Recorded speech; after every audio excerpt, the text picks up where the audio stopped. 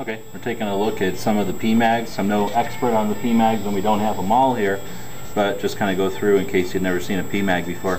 PMAGs are made by Magpul. P stands for polymer, MAG stands for magazine. So that's the PMAG. A couple of things that are unique about it compared to a metal magazine is that it comes with this top piece that clips up to protect the lips and keep it clean. In other words, keep debris and crap out of there when they're not being used. Clips right off.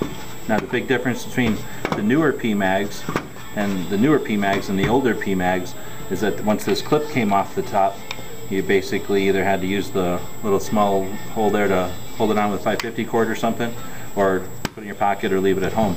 So the new ones, the clip goes down here and stores on the bottom.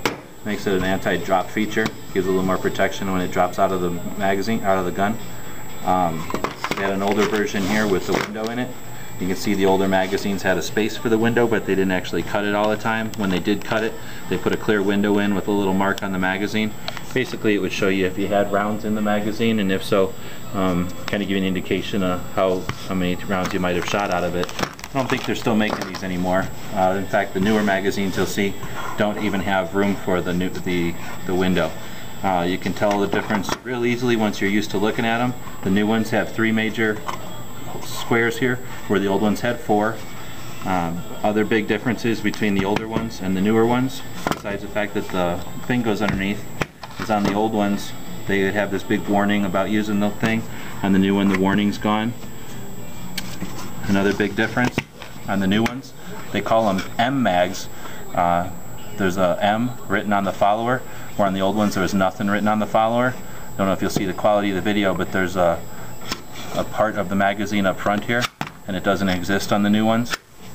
Another small difference, see this one's a transitional. On this tan older one and this newer one, this line goes all the way across and this line breaks in between there. Lastly, on the PMAGs, because they are made by Magpul, they do make a Ranger plate for the bottom. Real easy to change that out. Just kind of push that follower in and swap it right out. Pretty cool. Makes it a little easier to hold. Again, add some rubber. Of course, by adding that, you've effectively lost your ability to put this on the bottom. But in a nutshell, those are some PMAGs. One of the other things about Magpuls is they're kind of cool because they're all made in a mold. You get a pretty good idea of when they were made. So if you look at this newer one, it's got an 09 written really big. It's also got the M on it, so you know that it's one of the newer M mags.